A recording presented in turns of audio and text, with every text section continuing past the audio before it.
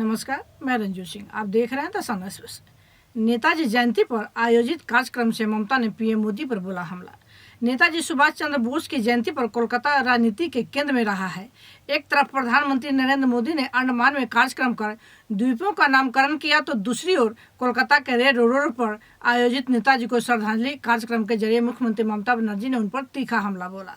ममता ने कहा कि कुछ लोग नाम कमाने के लिए नए सिरे से द्वीपों का नामकरण कर रहे हैं और जिन्होंने स्वतंत्रता संग्राम के अंग्रेजों की दलाली की, वे आज नेताजी पर आंसू बहा रहे।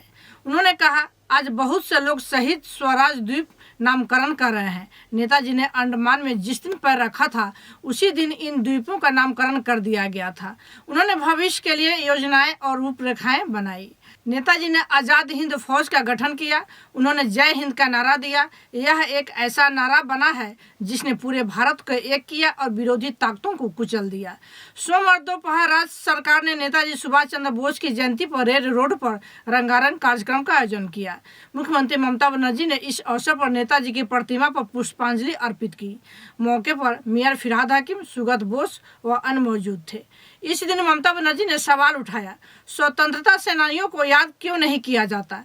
ऐसे कई अनजाने लोग हैं जिनके नाम अक्सर इतिहास की किताबों में नहीं मिलते। उन्हें याद रखना हमारा कर्तव्य है। उनकी वीरता को आने वाली पीढ़ियों के सामने पेश करना ही होगा। उन्होंने आगे कहा, सुभाष चंद्र बोस एक नायक हैं, एक अग्रणी है, वह शाश्वत, सार्वभौमिक, सर्वसम्मानित हैं। कैसे उन्होंने देश के बाहर जाने के लिए रूप बदला, जहाज में पहुंचे, कार में भेष बदलकर लड़ाई लड़ी।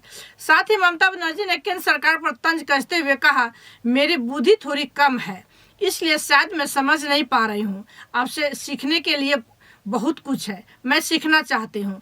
नेताजी सुभाष चंद्र बोस ने जिस योजना आयोग को बनाया था, वह योजना आयोग आज नहीं है, उसे खत्म कर दिया गया है।